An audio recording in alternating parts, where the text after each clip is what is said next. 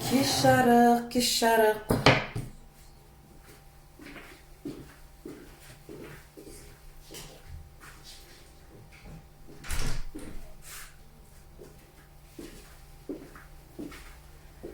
Сіздерге көп не беріп кеттім я? Күнде шығам деп. Сондықтан бүгін мен екі рецепт көрсетейін деп отырмын. Қазір енді сіздер жинала беріңіздер. Менде дайындайтын дүниелерім бәрін дайындай берейін, жақсы ма?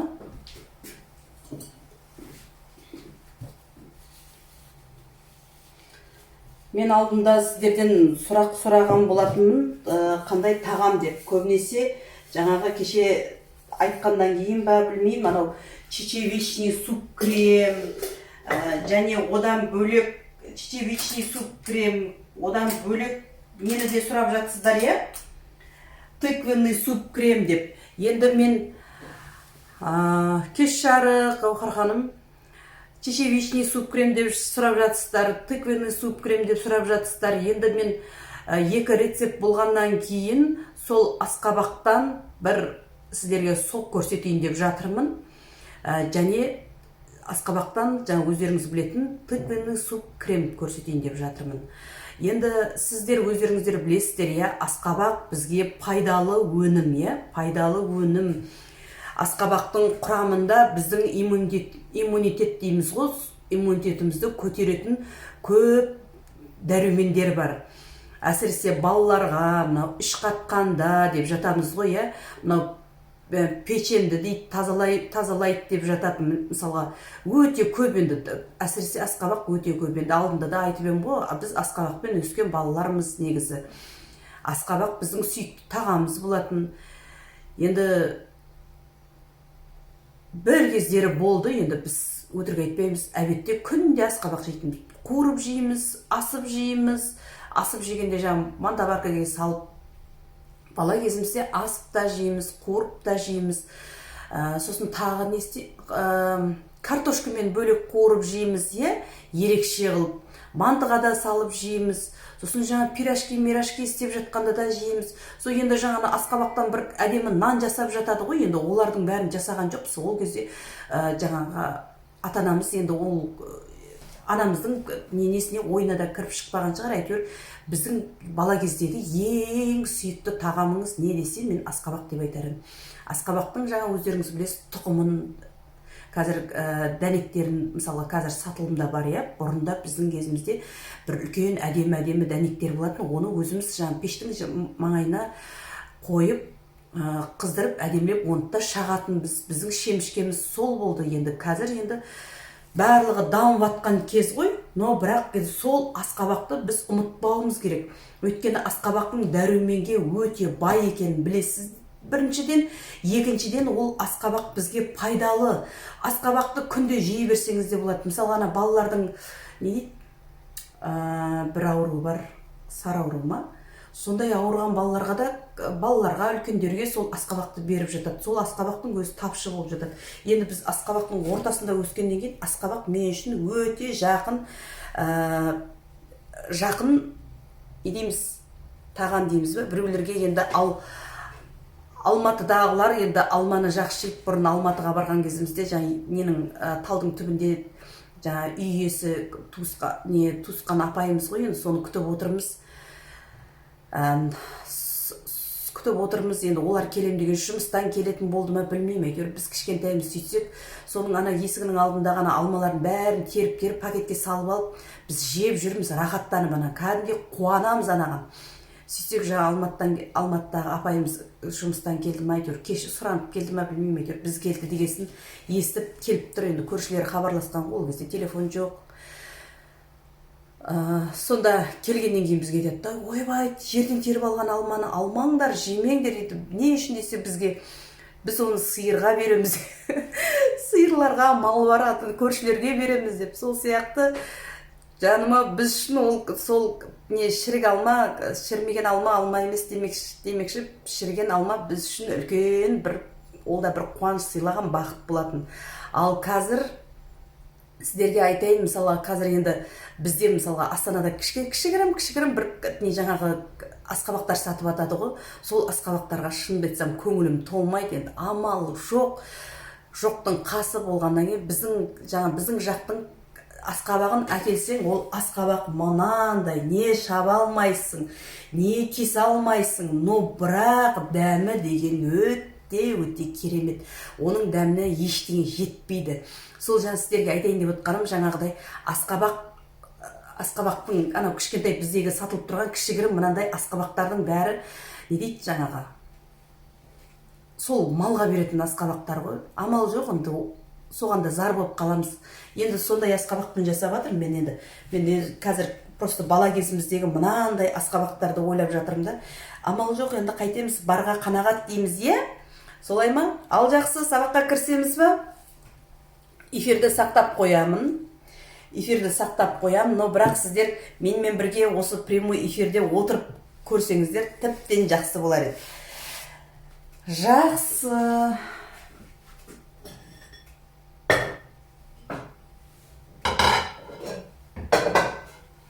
Бірнеше сағат қызып тұрып қалмасын деп, мен мінекей жаңағы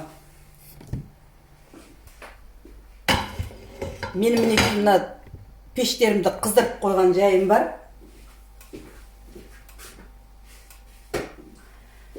Так, енді біз сіздермен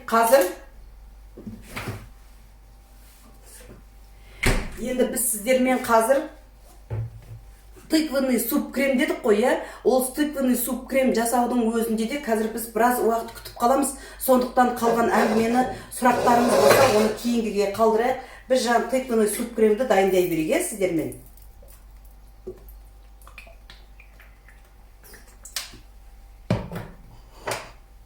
Мінекей, пияз қосып жатырмын.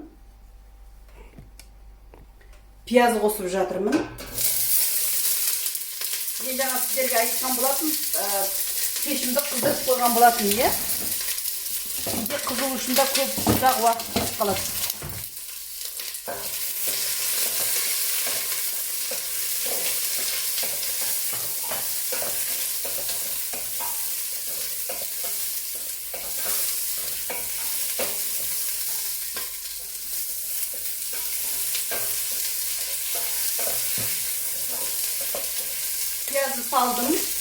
Piyazı saldım, сәбізді аршып, қалай турағыңыз келеді, пиязды да қалай турағыңыз келеді, өз еркіңізде. Ұзын қылып турайсыз ба, төрт бұрышты қылып турайсыз ба, бұл жерде ешқандай сіздің турағаныңызда қатысы жоқ. Түсінікті ғой, бұның барлығы езетін нәрсе болғаннан кейін ол жағынан уайымдамаңыз. Жақсы, түсінікті. Енді мен мына асқабақ менде бір кішкентай жаңа тұтас асқабақ қой, енді сол асқабақты енді қазір сіздерге екіге бөлем. Біреуін сок маған тек қана бір кішкентай стаканмен сіздерге көрсетсем ғана болды. Қазір мен тыквенный суп-кремге көп мөлшерде салатын боламын. Жақсы ғой, Мінекей бізде сіздерге айтып түсіндіргендей, менде қуырылып жатыр. Енді бұл қуырылып боламын дегенше кішкене қуырылып қыздырыла тұрсын, Қуырылса кішкене дәмі әдемі шығады. Қуырыла тұрсын. Енді мен арнайы кішігірім ыдыс алдым. Бұл бізге жаңағы сок жасаймыз деп түсіндірдім ғой, асқабақтан. Асқабақтан сок жасау үшін бізге мынандай шағын ыдыс керек. Одан бөліп су қажет болады.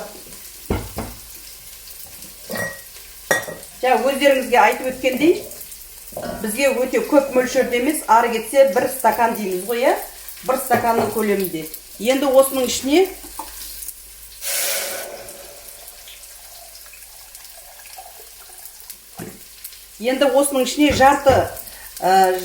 жарты мынандай кастрюльдің жартысымен мен су құйдым. Су құйып, мінекей қақпағын жауып, бұны жақсылап қайнатып аламын.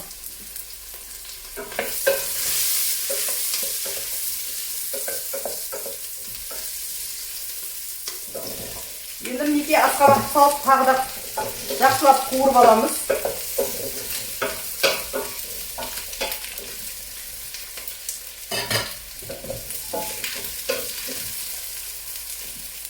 Ханымдар, байқап тұрған шығарсыздар, мен сіздерге шамамен өзінің көлемінде жасап көрсетіп жатырмын, иә. Шамамен көлемде жасап көрсетіп жатырмын. Рецепт, жаңағы қанша грамм салдыңыз дейтін онда ештеңе жоқ. Бұл көп шығып жатса да ренжімейсіз, аз шығып жатса да ренжімейсіз. Өзіңіздің шамаңызға қарай үйде бар продуктымен жасай берсеңіз болады.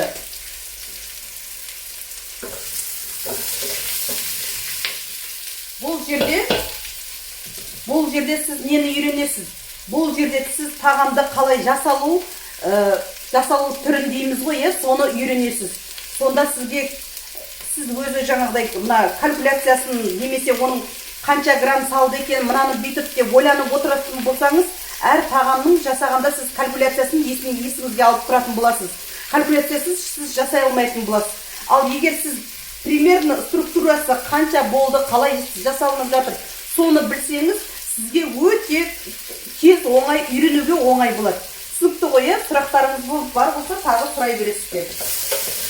Осы эфирді сақтап қоям, барлық сұрақтардың барлығын осының астына жаза берсеңіздер болады.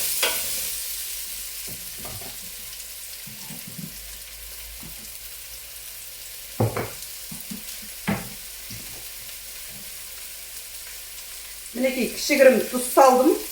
Мен жа суп кремге салып жатырмын.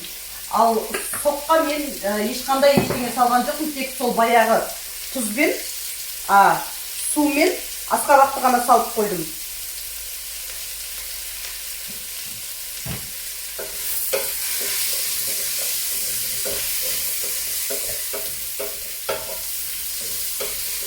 Мінекей, асқабақты жақсылап қуырып жатырмыз.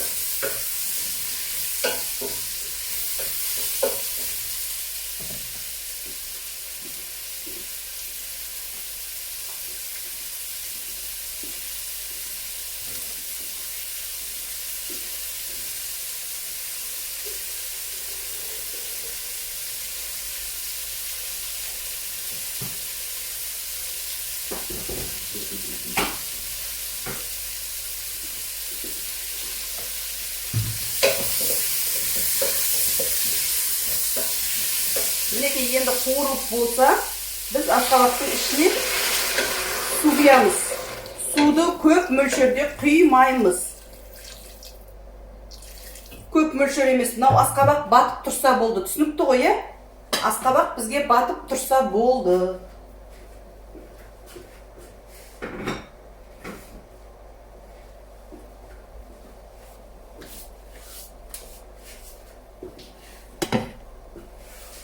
Жақсы, мен астын басып қойайын, 5-ке қойдым.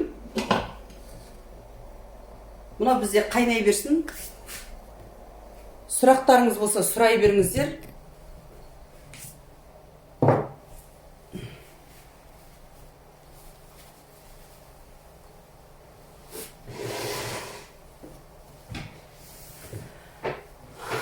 Біз сіздермен бірге суп крем жасап жатырмыз. Тыквенный суп крем жасап жатырмыз, және асқабақтан біз сіздермен тағы да сок жасап жатырмыз. Ол сокты жаңа өздеріңізге көрсетіп өткендей, мен суға асқабақты турап салып, кипяток болсын, немесе бұлай жай су болсын, үйдегі бар судан құйып қойсаңыздар болады. Қайнай берсін. Қайнап, жаңа асқабағыңыз пісіп болғаннан кейін ары қарай жалғасын көрсететін болам. Суп кремді қалай жасап жатырмыз? Жаңа өздеріңізге көрсеткендей барлық жаңағы көкөністерді алып, мен аршып, турап дайындап қойдым. Сол турап дайындалып тұрған көкөністердің барлығын әдемілеп, барлығын өзінің жаңағы не дейді, по порядку дегенде рет-ретімен қуырып алып, асқабақты салып, және үстіне өте қатты көп мөлшерде емес, сол асқабақ батып тұратындай етіп суды құйып қойдым. Түсінікті ғой, Жақсы. Енді біз бұны 20-25 минут күтеміз. Енді біз одан да ары қарай жақсы күтсек болар еді, бірақ өкінішке орай бізде уақытымыз тығыз. 20-25 минут, мүмкін 30 минут болар. Енді өте көп мөлшерде жасап жатқан жоқпын, но бірақ кішкене күтуімізге тура келеді. Енді бас аяғы 30 минут болады. Ал енді сіздермен тағы да сұрақтарыңыз болса, мен алдында сіздерге айтқан болатынмын. эфирге шығамыз, эфир болады, жазда да сол арасында бір енді анда жүрдім, тойда жүрдім, ай осынымдай, осылай мен сіздерге обещать етіп қойып орындамағанымдай деп ойланып жүрдім. Енді сол кезден сіздерге айттым, мінекей болайын деп жатыр, мінекей болайын деп жатыр деп. Тегін сабақ, мінекей қарап алыңыздар, барлығын түсінесіздер. Ең бастысы, мен сіздерге айтып отырмын ғой, калькуляция деп қатып қалмай, сол калькуляция емес, қалай жасалу жолын сіз түсініп алсаңыз, қалай жасалу жолын бір көріп, осылай түсініп алсаңыз, сізге біреулер айтады ғой, мен живой көрмесем, офлайн көрмесем, мен түсінбеймін деп. Шын іліп алатын адам офлайн емес, онлайн жүріп те түсінеді. Негізі менде қыздар бар, анау Атыраудан, Оралдан, Ақтөбеден. Мен ол кісілермен онлайн жұмыс істедім. Онлайн сабаққа қатысты, онлайн жұмыс істедім, олардың кері байланыс жасадым ол кісілермен. Кері байланыста мен өзімнің ол кісілердің нәтижелерін көрдім. Өте керемет. Олар одан кейін тағы деп менің өзіме мотивация беріп, біз үйреніп жатырмыз, менің осындай нем осылай болды, мен заказ алып бастап жатырмын, столовыйда істейтін не дейміз вахтамен жұмыс істейтін қыз-келіншектер, мен мынандай неде жұмыс істеп жатырмын, мен бұрын бұндай жасамаған едім, міне сіздің рецептеріңізбен шығып, мен қазір әдемі гүл дастархан жасап, әдемі дастархан жасап, керемет болып, мен қазір клиенттердің сұрауындамын, сондықтан маған тағы да бірдеңе үйретіңіз, жоқ, бұдан да тағы басқа бар ма деп алдын-ала төлемдерін жасап қойып, сөйтіп үйренген қыздар көп болды. Сондықтан мен ойлаймын, офлайн, онлайн деген ол шын үйренем деген адамға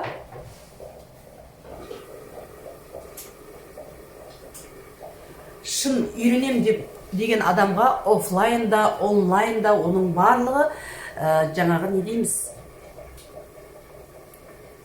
тек сөз сияқты, егер сіз үйренем десеңіз, міндетті түрде бірінші онлайн сабақтарды қарасаңыз, қалай түсіндіріп жатырмын, соны көрсеңіз, мен түсінеді екем ғой, мынаны біле алады екем ғой деп ойланып жатсаңыз, міндетті түрде бірінші онлайннан да көре берсеңіз. Офлайн менде, пожалуйста, келіңіз, өзіммен бірге алып шығам, жұмысты да көресіз, былай да көресіз. Қалай енді? Қазір енді мен қыз-келіншектерді жинап, олай мастер-класс жасайын деп жатқан жоқпын, бірақ алдағы уақытта ойымда бар. Әзірге мен онлайн марафон өткізіп жатырмын. Онлайн марафон бұл өткізіп жатқанда да бұл алдындағы жиналып тұрған менде сабақ. 300-ден астам менде видео рецепттер бар. Сол сабақтарды сіздерге 60 түрлі тағамдар бар. 60 түрлі тағамдар, оның ішінде гарнир, салат, небір түрлі керемет соустар. Қазір барлығын білесіздер, тек қана бұл бізде соустармен ғана ұтамыз, салаттардың барлығы тек қана соустармен. Соустар өте керемет, бұрын соңды болмаған керемет мықты соустар. Тағы басқа, менде осы онлайн сабақ болған кезде менде қонақтар болған. Қонақтар Ташкенттен келген шеф-повар болған. Жұмабекова, формамен отыратыныңыз күшті, жұмысыңызды жақсы көретіндіңіз дейді. Алла разы болсын. Енді мен бұл жерде фитнес тренері емеспін, мен мұғалім емеспін, мен тағы да бір сіздерге сабақ айтатын басқа емеспін. Мені сіздер повар деп танығаннан кейін, мен аспаз ретінде танығаннан кейін, мен аспаздық киіммен шыққанды жөн көремін. Аспаз болғаннан кейін, менің түсінігім солай енді. Сол тағы не айтып жатыр едік. Сабақтардың ішінде Ташкенттен келген өте мықты шеф-повар бізге келіп, өте керемет, ешкімде жоқ, бұрын соңды болмаған, ондай дәм, не дейміз, мен өзі тамақты өте қатты талғайтын адаммын. Бірақ біреудің үйіне барғанда мен тамақ талғамаймын, бірақ жасап жатқан поварлар, мысалға барлығы плов жасайды ғой, плов жасамайтын адам болмайды, барлығы бауырсақ жасайды, бауырсақ жасамайтын қазақ болмайды, дұрыс па? Барлығы бешбармақ жасайды, бірақ бешбармақты бешбармақты жасамайтын адам болмайды. Әр адамның подача дейді, әр адамның тамағының вкусы бар. Вот сонымен қана біз не істейміз, өзімізге клиентті тарта аламыз, дұрыс па? Әйтпесе, Аллаға шүкір, бешбармақты жасай алмайтын қазір қыз-келіншек жоқ. Оның үстіне поварлар, Аллаға шүкір, бізде жеткілікті. Әсіресе Астана қаласында бүйтіп қалсаң, звондап қалсаң, шертіп қалсаң болды, барлығы повар. Сондықтан әр адамның подачасы, әр адамның тағамы, сол бір бешбармақ, бірақ мынада бөлек болып тұрады, дұрыс па? Енді сол бір бауырсақ, мында басқаша деген сияқты ғой. Сол сияқты мен сіздерге айтайын деп отырғаным, сіздер пловтың дәмін көрген шығарсыздар. Енді мендегі рецепттегі сол плов дайындап көрсеңіздер, сосын келіп маған айтып кетер едіңіздер. Ол сол пловтың бағасының өзі бұл ценаға тұрмайды. Сондықтан бұл 25 мың теңге тұратын үлкен онлайн сабақтар, 60 түрлі тағамдарымен, бұл жерде 60 түрлі тағамдарымен болған сабақтарды мен сіздерге өте үлкен жеңілдікпен 5 мың теңгеге беріп жатырмын. Бұл мүмкіндікті жіберіп алмаңыздар. Енді болады ғой, біреулер енді сабақтарды енді арзан беріп жатады, 1000 теңгеге беріп жатады. Мен ондайға енді шынымды айтсам дәтім бармайды. Өйткені бұл менің өзімнің, не дейміз енді, авторлық дейтін, авторлық өзімнің марафоным, өзім жасаған. Мен білем, бұл тағамды мен жасағанда бар жан тәнімен сізге осыны көрсетейін деп, мына қыздар үйренсін деп, бар жан тәнімен жасағаннан кейін қыздарда осындай нәтиже болып тұр, дұрыс па? Ал енді сіздерге самса пісіре аласыз ба дейді. Самсаны, қандай самса керек сіздерге? Самсаның мынау тестасы бар. Осы 60 түрлі тағамдардың ішінде самсаның тестасы бар. Самсаны қалай жасау түрі де бар. Самсаның тестасын қалай жасалынғаны бар. Енді ол тестаны жесеңіз, енді керемет. Шын айтам. Мен енді өтірік нәрсені өтірік айтам. Жақсы деп қоям енді. Ол жақсы болып тұрса, жақсы деймін. Ал егер мынандай болатын болса, мен оны шын ниетіммен айтам. Өйткені мен ол поварды мен былай да сынап көрген повар. Мен уже оны қай тағам болса да мен дәмін татып көргеннен кейін, әсіресе енді басқа жағын айта алмаймын енді. Европалық тағамдар ол бөлек. Бірақ енді мына самсасы, ол кісінің пловына енді ешқандай плов жетпейді. Сенбесеңіздер, сол пловты жасап көргілеріңіз келсе, міндетті түрде мен осы сабақтарға қатысып алыңыздар. Бұндай мүмкіндік бұрын соңды болмаған, мүмкін одан кейін болмауы да мүмкін. Сондықтан сіздерде үлкен возможность дейді ғой, сондай мүмкіндікті жіберіп алмаңыздар. Енді шын айтам, рас айтам. Негізі ол пловты жеп көрсеңіздер, тура сол шаг-шагымен, сол рецептпен сіз жасасаңыз, егер мынауыңыз сіз осындай деп айтып едіңіз, жаңа деп айтып едіңіз, болмай қалды десеңіз, онда маған айтасыздар. Жақсы ма? Ал ханымдар, бізде тағамдарды көріп жатсыздар ғой, бүлгілдеп тұрып қайнап жатыр. Енді кішкене тағы да қайнасын. Біз сіздермен тағы да сөйлесіп отыра тұрайық. Сұрақтарыңыз болса, сұрағыңыздар. Запрос жіберіп жатыр екен. Мен шынымды айтсам, запроспен бір сөйлесіп көрмеппін. Енді бұрын бір арнайы сөйлесіп көргенім болмаса, енді ол кезде мен қасымда мынаны қалай қосу керек көмектескен адамдар болды. Енді қазір мен тағы бірдеңесін жаңағыдай қозғап бірдеңесін дұрыс не алмай қалармын. Әзірге кейін жақсы маман болып үйреніп алып жатқан жағдайда сол кезде сіздерді қосамын. Ал тағы қандай сұрақтарыңыз бар? Мен сіздерге айтқан болатым, қазір мен суптарға келіп жатырмыз, Мен суптарды жасап көрсетіп жатырмын. Енді Құдай қаласа алдымызда көбінесе біздің үйде жүргенде жасалынатын тағамдарды көрсетіп жатырмын. Енді анда біреулер жазып жіберіпті, анау рулет, анау тағам, мынау деп. Енді мен сіздерге алдын айтқандай, менде мастер-класста керемет мықты тағамдардың барлығы бар. аспаздың оқуын бітіргем. Мықты тағамдардың барлығы бар. Олардың бәрі мастер-класста. Сіздерге айттым, оның барлығы мастер-класста. Мен сіздерге үйде жүргенде ең оңай, әсіресе мына ресторандағы тез пісетін сорпалар, тағамдар қалай жасалынады, қалай тез арада, мысалға жаңа жұмысқа обедке мына жолдасыңыз келіп қалды, сізге келмеймін деп айтып қойған болса, сізге аяқ астынан келіп қалды, немесе достарымен келіп қалды, тез арада сізде бешбармақ қалай дайын болу керек, немесе кеспе көже қалай дайын болу керек. Мастер-класстың бағасы 5000 теңге. 25.000 теңгеден сіздерге 20.000 теңгені үнемдеп 5000 теңгеге сатып жатырмыз. Бешбармақты қалай тез арада дайындау керек? Сорпаны, лапша дейміз ғой, кеспе көже, қолдан жасалған кеспе көже, оны қалай тез арада дайындау керек? Одан бөлек мынау біздің жаңа дайындап жатқан борщ, щи зеленый, жаңа одан бөлек мынау біздің тағам чечевичный суп-крем, томатный суп-крем, тағы не болды бізде алдында? Сол тағамдардың барлығын қалай тез арада дайындау керек, соның барлығын мен сіздерге қыр-сырын үйрететін болам. Еш жаңа уайымдамаңыздар, оның бәрі оп-оңай. Сіз дайын болсаңыз, мен дайын. Барлығын түсіндіремін. Айтып отырмын ғой, жаңа обедке немесе бір 2-3 қонағыңыз келіп қалса,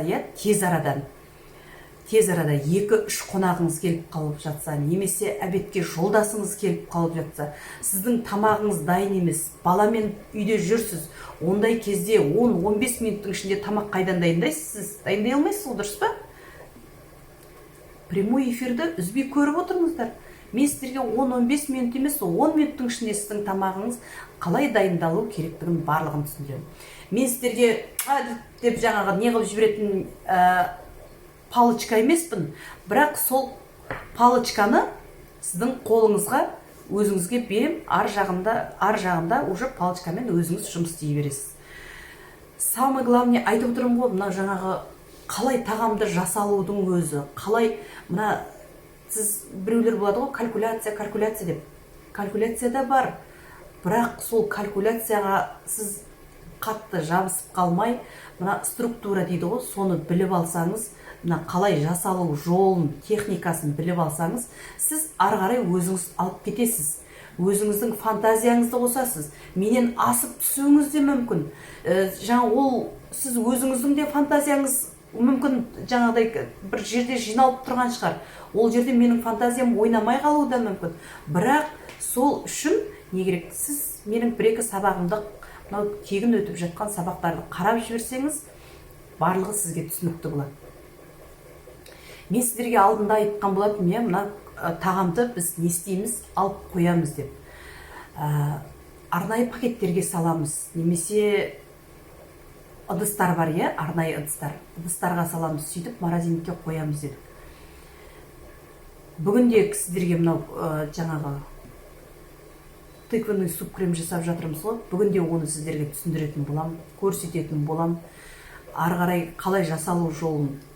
Бұл тыквенный суп-кремді де сіз үйге қонақ келген кезде, қонаққа деп 10-15 минуттың ішінде дайындап берсеңіз болады. Барлығы өз қолыңызда. Тек қана кішкене 1-2 сабақтардың барлығын қарап жіберсеңіз, осылай екен ғой деп сіз барлығын түсінесіз.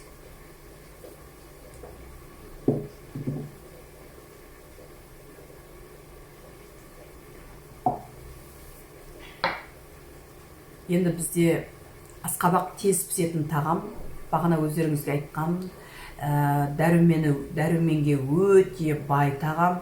Міндетті түрде жасаңыздар, жасап көріңіздер. Асқабақты именно осылай жасап емес, басқадай да жей беріңіздер. Өте қазіргі енді асқабақтың сезоны болғаннан кейін ең мықты тағамдардың бірі мынау біздің не дейміз, керемет өнім ғой енді, керемет өнім, керемет көкөніс деуге болады. ең мықты көкөніс асқабақ. Тағамдарды бір қарап жіберейік.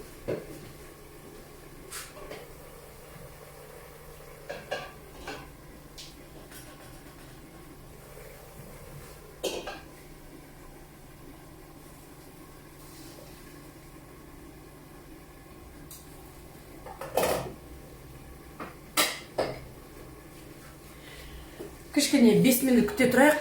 Қазір біз сіздермен бірге сок жасаймыз. Сок жасап жатқан болатынбыз.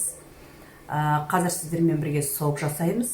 Енді ол асқабақ тез піседі, но бірақ мына жерде барынша өз бабында, асығыстық танытпай өз бабында дайындағанымыз дұрыс болады. Жақсы, сұрақтарыңыз бар ма?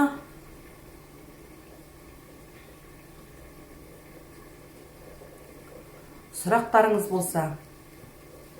Сосын сіздерге немі лайфхак айтып жүрмін ғой, тағы бір түсінбей жатқан сұрақтарыңыз болса, түсінбей жатқан бір өздеріңіз жасап жүрген кеш жарық.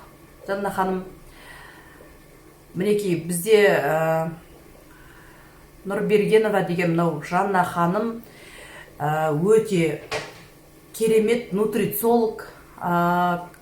Қазіргі таңда бұл Жанна ханым осы тамақты дейміз, тағамды дұрыс қолдану дейміз, дұрыс пайдалану, дұрыс тағамды таңдау дейміз бе, енді сондай жағынан өте керемет мықты маман. Мінекей болашақта мүмкіндік туындап жатса, міндетті түрде тікелей эфирге шығып, сіздермен барлығыңызды таныстыратын боламын. Парақшасына кіріп жазылып қойсаңыздар болады. Нутрициолог деген енді бұрын правильный питание деп сөйтіп жатушы едік қой. Енді бұл Жанна ханым жай маман емес, енді жай мамандарда болады, үйретіп жүрген, мынау қалай өздері үлкен килограмм салмақтан арылған ханымдар болады, сол өзінің қалай жаңа арықтағанымен үйретіп жүрген ханымдар болады. Бұл жерде Жанна ханым өте үлкен маман, қазіргі таңда сол өзінің мамандығы бойынша магистратураны оқып жатыр. Өте керемет үлкен маман. Міндетті түрде сіздермен бірге осы нутрициолог Жанна ханыммен бірге мүмкіндік туындап жатса, тікелей эфирге шығып сіздерді таныстыратын боламыз. Алдыңғы сабақта томатный суп жасаған болатынсыз дейді. Дәмді болды ма дейді. Өте керемет дәмді болды. Сіз жасамаған болып тұрсыз ғой. Соны жасап көрулеріңіз керек еді. Өте дәмді тағам.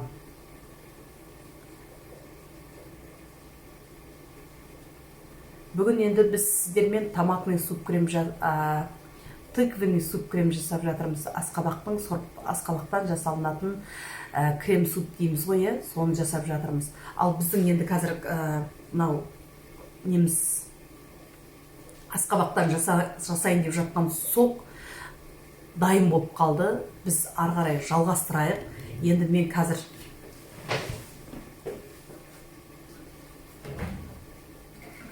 құрал саймандарымды ала берейін.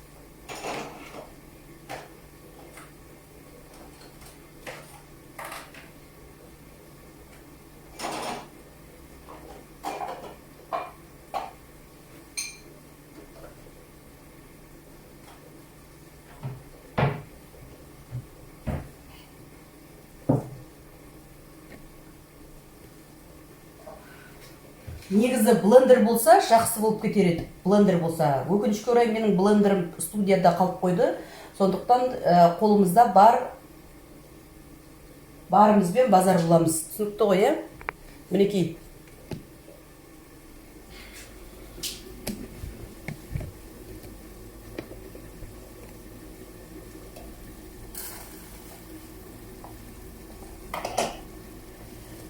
Мінекей біз жасап жатқан соғымыз қайнап жатыр. Мінекей. Осылай жақсылап қайнатып аламыз. Бұл бізде бағана өздеріңізге көрсеткендей, бұл бізде мінекей қолыңызбен осылай ыдыспен көргенде бұл езіліп тұру керек. Езіліп тұрса, біз ары қарай сіздермен бірге осыны жалғастыра береміз, иә? Енді мен қазір блендерімді шығара берейін.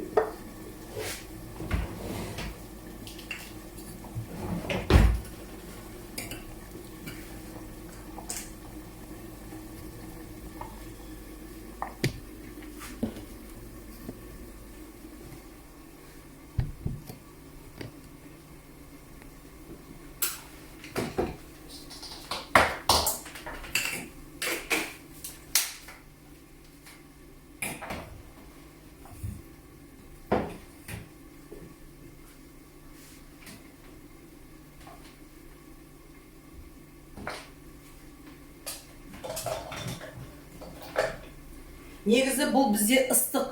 Енді өздеріңіз білесіздер, мейлінше ыстық емес, бір ыстық емес,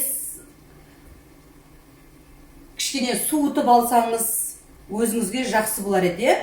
Енді оған дейін мен мына ішіндегі ыстық суды құя тұрайын. Әзірге осының өзінің ішіндегі бар суымен қазір мен блендермен айналдырып алайын.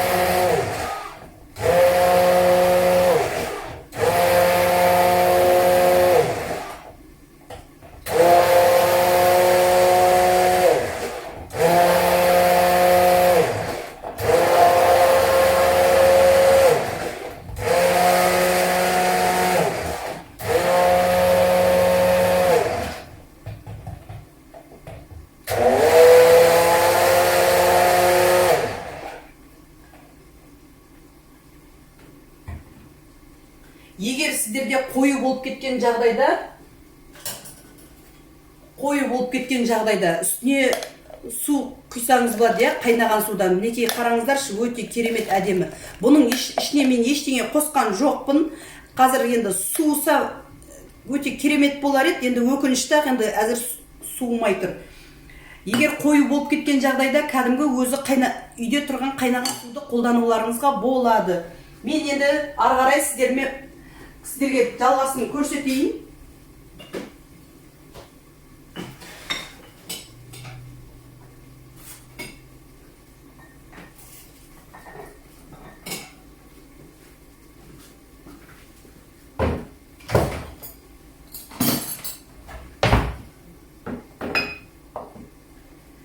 Үйде бар балдан өте қатты тәтті болып кетпесін. Енді өздеріңіздің талғамдарыңызға байланысты ғой. Өте қатты тәтті болып кетпесін. Үлкен қасықпен бір қасық, мен 2 стакан, менде қазір мына жерде 2 стакан шығайын деп тұр. Үлкен қасықпен бір қасық бал салып жатырмын.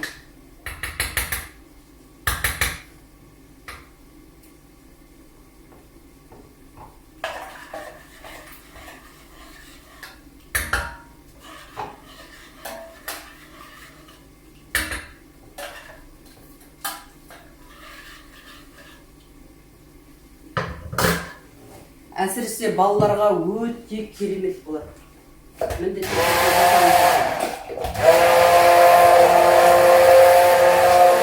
Балды салып болғаннан кейін тағы да блендермен езіп жатырмын. Егер үлкен блендер болады ғой, білесіздер ғой, мынау жаңа менің қолымдағы покружной блендер. А егер үлкен блендер болса, өте керемет болар еді. Енді мүмкіндігінше қайсысы болса да енді әдемі жаңа езіп жатыр.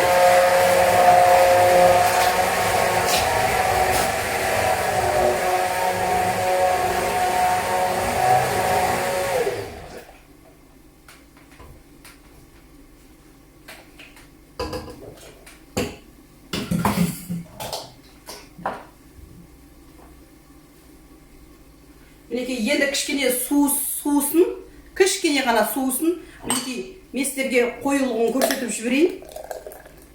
Өте қатты сұйық емес, қою емес. Өздеріңіз білесіздер, көбінесе әсіресе мынау қандай неге ұқсайды айтайын ба сіздерге. Мен абрикосовый сокты жақсы көрем, әсіресе кәдімгі соктардың ішінде тек қана абрикосовый сокты. Вот сол абрикосовый соктың тура түсі барлығы осындай болып тұр. Егер сізге сұйықтығы көп керек болған жағдайда міндетті түрде жаңағы үйдегі судан құйсаңыз болады. Егер қою болып тұрған болса. Ал егер қою болмай бәрі жақсы болып тұрған болса, онда осы көлемде дайындап бере берсеңіз болады. Менде барлығы дайын болды. Енді қазір кішкене суысын.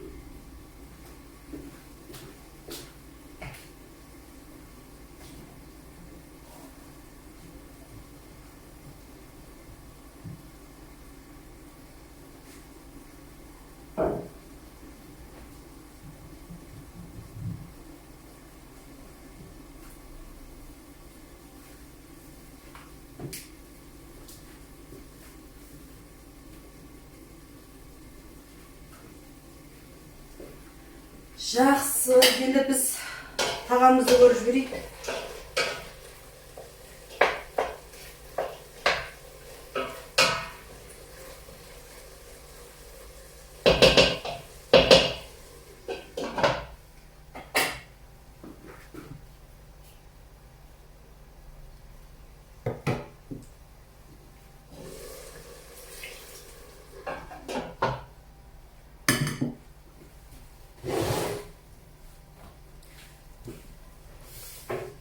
Көрдіңіздер ғой, қыздар, бізде әрине болады. Сливкиді қайда қосасыз, білесіз ғой, тыквенный суп кремге қосасыз сливкиді. Мен сіздерге алдында сабақта айтқан болатын, егер сол сіз тыквенный суп кремді дайындап алып, қазір ішпейтін болсаңыз, оған қоспайсыз. Егер сіз сливкиді қоссаңыз, дайындап алып, бір кейін қолданатын болсаңыз, суп крем ештеңе қоспайсыз, тура осылай морозильникке салып қойасыз. Посудамен емес, өздеріңізге белгілі, арнайы өзінің пакеттері бар, морозильный камераға салып қоюға болатын, Сол морозильный камераға салып қоюға болатын арнайы мынау жаңағы Икеяның тағы басқалардың пакеттері бар, сол пакеттерді қолдансаңыз болады. Көмек ретінде, немесе жаңағы одноразовый посуда дейміз ғой, мына арнайы ыстық сорпа салып беріп жүретін посудалар. Вот сол посудамен салып қойсаңыз болады. Одан кейін морозильниктен аласыз, жылтып жібересіз, немесе жаңағыдай бір 2 сағат бұрын шығарып қойсаңыз кішкене. Одан кейін сол жаңағы өзіміздің ковшик дейміз ғой, ковшикке немесе жаңағы кішкентай кішігірім кастрюльге соның ішіне салып жіберіп, сіз сол кезде жейтін болсаңыз, қолданатын болсаңыз ғана ішіне кішкене сливки құясыз. Сол кезде сливки құйып, арғарай уже жаңағы сухаримен, үстіне жаңа тыквенный семечкемен қосып жей берсеңіз болады. Ал жоқ, сіз бүгін жемейтін болсаңыз, міндетті түрде оны жаңадай арнайы пакеттерге салып, немесе вакуумный пакетке салып, морозильный камераға салып қойсаңыз болады. Мен сіздерге айтып отырмын ғой, 10-15 минутта қалай тағам дайын болады деп. Бұл жердің секретінің барлығы сол тағамдарды. Егер сіз сливкимен салып қойсаңыз, ол сіздің тағамыңыздың дәмін бұзып жіберер еді. Ал егер мынандай жаңа мен сіздерге айтып отқандай қылып салып қойсаңыз, ол 1 айға дейін гарантия, ештеңе болмайды. Ресторанның дұрыс айтасыз, Жанна ханым, сливкимен калориясы көбейіп кетеді, но бірақ сливки мынау технологиясы бойынша бұл бізде тыквенный супқа, немесе чечевичный супқа, суп кремдердің барлығына, сосын грибной суп крем бар, я? Кеше томатный суп крем жасадық, барлығына міндетті түрде сливки қолданады. Егер қонақ маған аны жаңағы жирный керек емес, правильный питанияда жасалынған тағам болсын десе, міндетті түрде ол кезде сливкиді қолданбайсыздар. Түсінікті ғой, мен сіздерге түсіндіре алдым деп ойлаймын. Қазір енді сіздермен суп кремді жасап бастайық. Бұл да дайын болып қалды.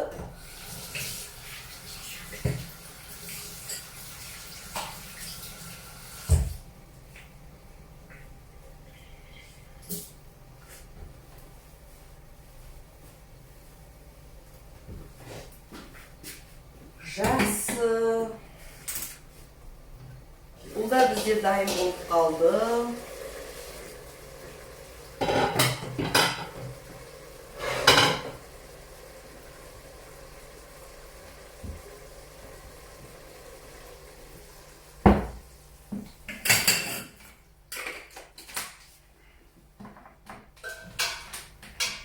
Бұл да сондай ғой, егер үйде погружной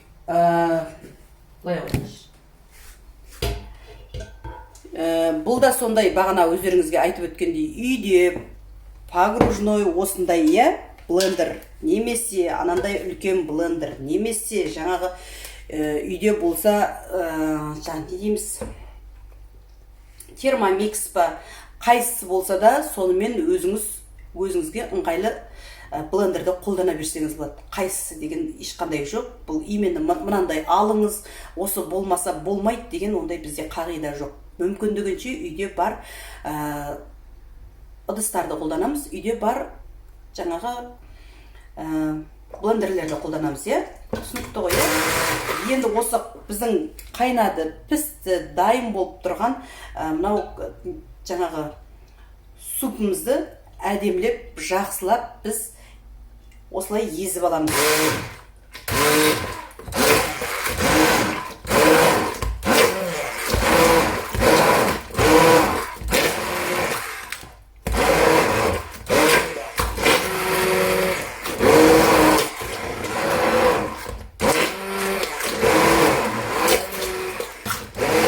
Мен әдейі арнайы үлкенде отыз алдым, алдында кішкентай әдіспен енді сіздерге көрініп тұрсын деп бастаған едім, бірақ енді кішкене шашырайтыны бар.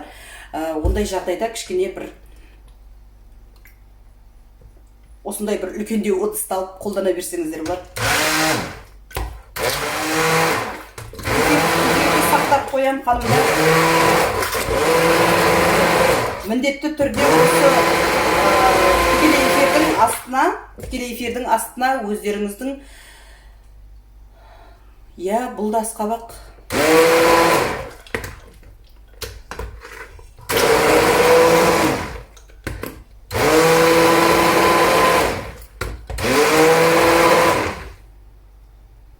Жұмабекова Нағима ма? Нағима ханым, сіз бұл да асқабақ па деп, асқабақтан бір шаршаған адам құсап айттыңыз ғой, жаным ау, сол асқабаққа жете алмай жатырмыз ғой біз.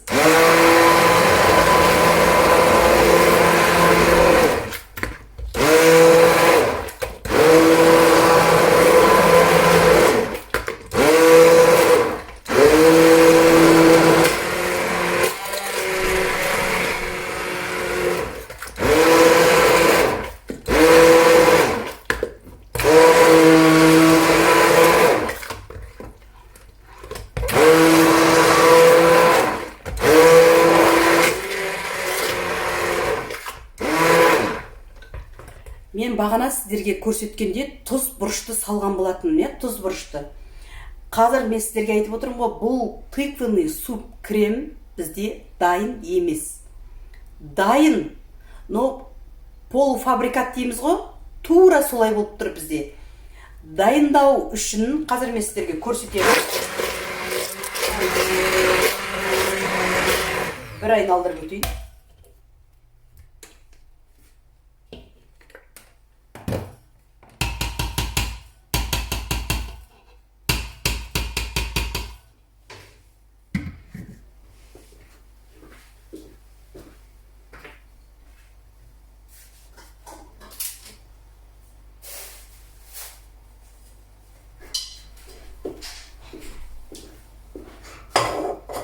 Дайындау үшін мынандай кішкентай ыдысты аласыз.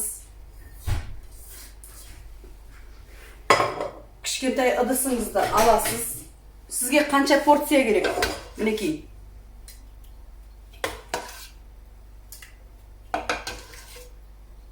Қазір маған сізге көрсеткенге бір порция керек, е? Бір порция мінекей. Бір порцияңызды алып, осылай мінекей пештің үстіне қойып жылытасыз.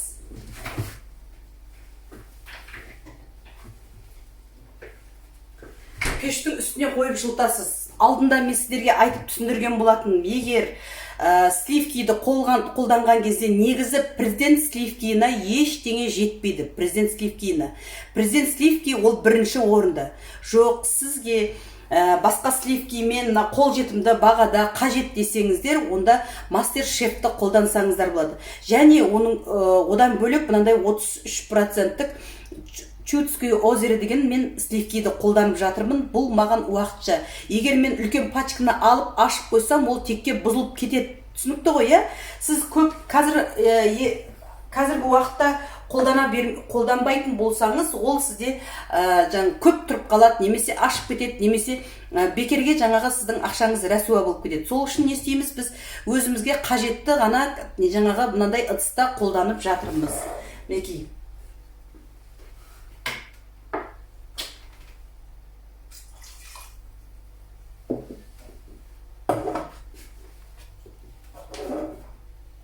Жақсы, мен астын қыздыртып қойдым. Енді бұны астын қыздыртып қойғаннан кейін сіздер жаңағы тастап кетіп қалмаңыздар, немесе ұмытып кетіп қалмаңыздар. Бұл қатты қызып кетеді. Сосын жаңағы атқылайтын тағы несі бар, е, мінекей. Қызып кетеді, атқылайтыны бар деп жаңа айтып жатырмын, мінекей сіздерге.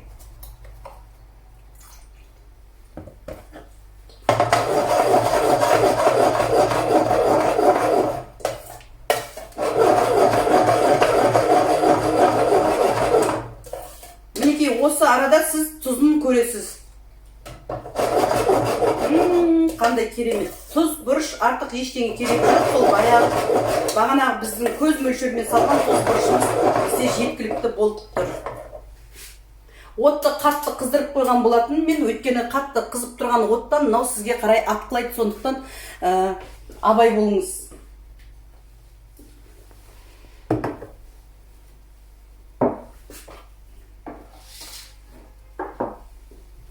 Жақсы, енді мен сіздерге көрсетейін.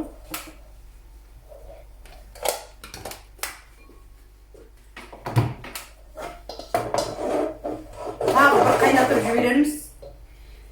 Берердің алдында перед подачей тағы да біз дайындап алдық, бәрін структурасын барлығын түсіндірдім, қалай жасалу керек барлығын түсіндірдім. Сіз барлығына дайынсыз. Мынаны не істейміз? Бұны қазір мен сіздердің көздеріңізше қазір морозильникке салып қоямыз. Жақсы, енді жаңа мен айтып қойдым, байқап тұрмасаңыз, бұл атқылайды деп. Енді перед подачей дейміз ғой, мысалға сіз өзіңізге арнайы салат жаңағы берердің алдында міндетті түрде бір ысытып аласыз. Көп жаңағы пештің үстінде көп қалдырып қоймаңыз. Жаңағы өзіңізге айтып түсіндіріп өткендей, пештің үстінде көп қалдырып қоймаңыз, мінекей.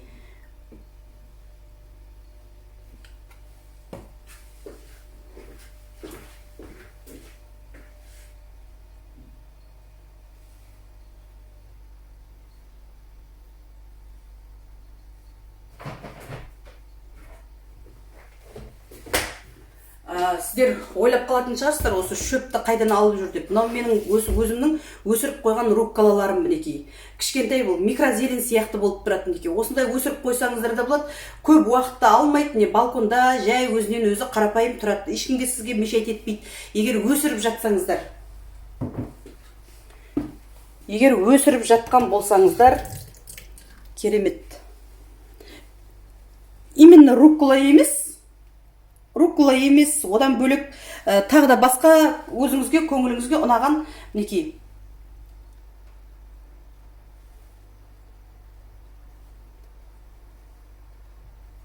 үстіне сосын тыквенный семечко салып жіберсеңіз болады.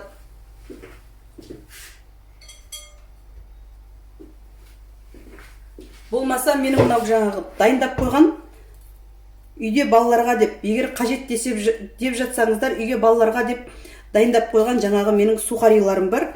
Сол сухариді қолданып жатырмын. Егер жоқ, бізге де осы сухариді көрсете қойыңыз десеңіз, міндетті түрде сіздерге көрсететін боламын.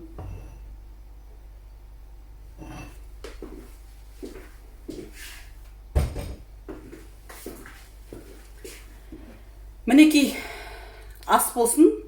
Ал енді біз сіздермен бірге арнайы әдемілеп дастарханға қойып жіберейік.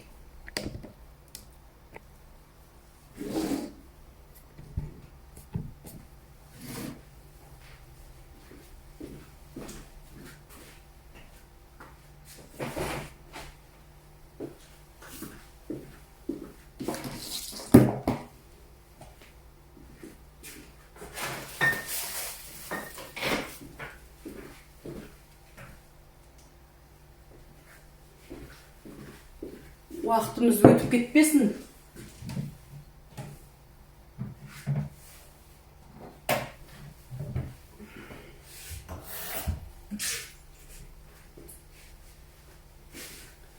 Уақытымыз өтіп кетпесін.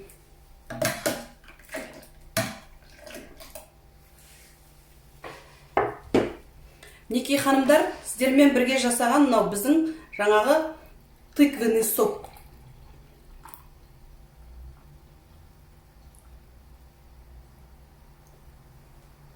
Міндетті түрде балаларға жасап беріңіздер.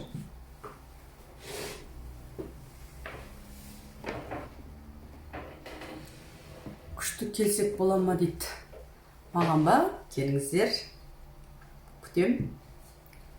Мінекей ханымдар, бұл жаңағы біздің сіздермен бірге жасаған. Егер кішкене сізге сұйықтығы, немесе қоюлығы, бір жаңағы ұнамай тұрса, сізге сұйық керек болатын болса, немесе қою керек болатын болса, онда тұрған ештеңе жоқ. Сливкиден тағы да кішкене салып жүрсеңіздер болады. Мен сіздерге тағы да бір қалай сақтау керек үшін, қазір эффект бітіп қалмай тұрғанда көрсетіп жіберейін. Қалай сақтау керек, қандай ыдысқа салу керек.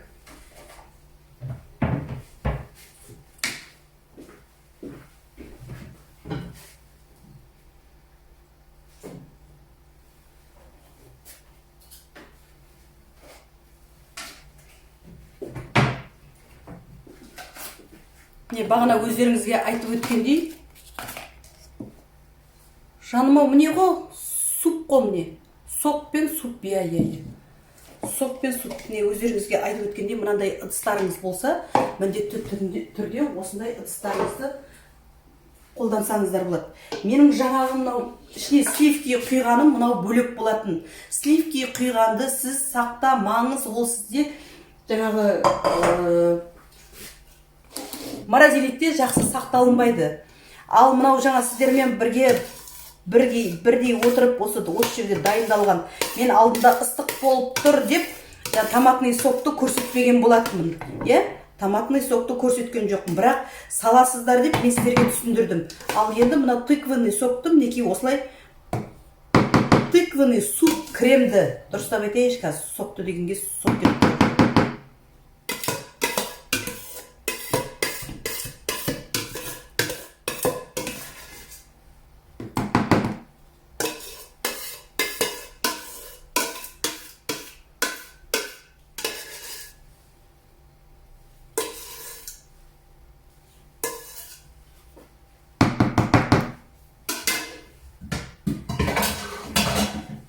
Мінекей осылай кішкене суытып алғаннан кейін осылай алып сіздер морозилікке сақтап қойсаңыздар болады. Бұған ештеңе болмайды.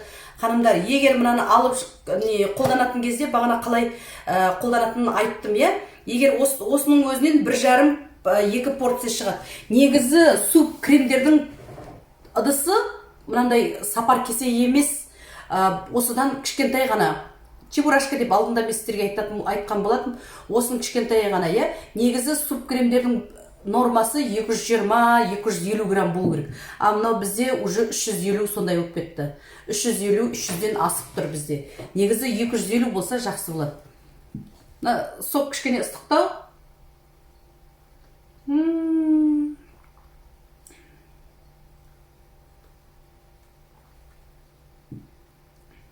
Нағима ханым, дұрыс түсіндім.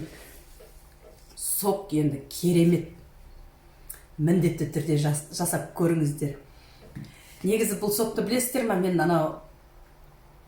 біз жұмыста жүрген кезде бізді арнайы Алматыға, енді жаңағы жұмыспен алмасу дей ма, енді Алматыдағылар бізге келіп демалды. Мен гостиничный отельде жұмыс істеп жүргенде біз Алматыға барып демалдық. Сол кезде таңғы завтракке осындай бізге сок берген болатын. Сол кезде мен ойлайтын, бізде Астанада жоқ, бірақ Алматыда бар да.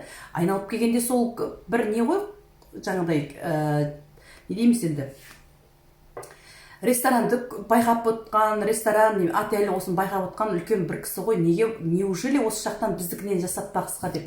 Сөйтсем Алматыда не көп, асқабақ көп болғаннан кейін көбінесе Алматыда сондай жаңа соктарды көп жасайды екен. Жаңағыдай бір бұрын соңды ішіп көрмегесін ба, маған өте қатты ұнады. Қайта іше берем. Ана сок как будто таусылып қалатын сияқты, маған жетпей қалатын сияқты. Қайта барып іше берген. Өйткені мен сок ішпеймін. Басқа соктар ішпеймін, басқа сусындар ішпеймін. Бір арасында бір қызығып, бір кішкене ішіп қойған болмаса, зато мынандай керемет соктардан отказ бермеймін. 60 түрлі тағамда бар ма дейді. Жаным, 60 түрлі тағамның ішіне кіргізіңіз десеңіз, 62 қылып бұл тағамдарды кіргізіп қоямыз. Сіз үшін, барлығы сіздер үшін. Ал ханымдар, мынаны морозильникке қатырамыз. Мынаны жейміз, ішіне тыквенный семечканы саламыз. Қою болса сұйытамыз, сұйық болса қоюлатамыз. Ол барлығы өзіңіздің қолыңызда, сіздің сұранысыңыз бойынша. Түсінікті ғой, е? Мынау бізде тыквенный сок. Бұл менің қолымдағы қою емес, сұйық емес, өте, не дейміз, қалай еді? Өте нағыз керекті дейді ғой, енді сондай болып тұр, е? Өте нағыз керекті болып тұр. Одан артық керек емес, одан артық тәтті болып кетеді, одан артық жаңағы дәмсіз де болып қалуы мүмкін. Бірақ енді сок керемет. Барлығыңызға ас болсын, міндетті түрде жасап көріңіздер. Алма ханым, Алла разы болсын, рахмет. Міндетті түрде жасап көріңіздер. Менің 60 түрлі емес, қазір 60. Нағима ханымның арқасында 62 түрлі.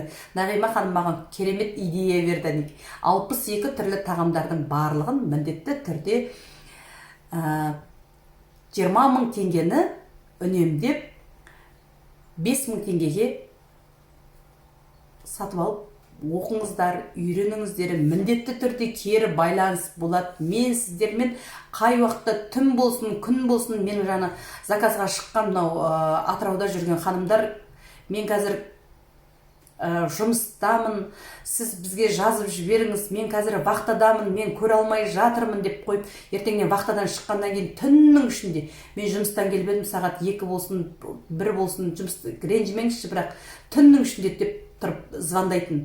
Ешқандай уайым жоқ. Егер ол кісіде заказ болса, ол сол үшін білмейтін нәрсесін сұрап жатса, мен неге үйретпеске? Дұрыс па, ханымдар? Сондықтан егер сабаққа қатысып жатсаңыздар, барлық сұрақтарыңыздың барлығын жауап беремін. Міндетті түрде қатысыңыздар, үйреніңіздер, білім алыңыздар.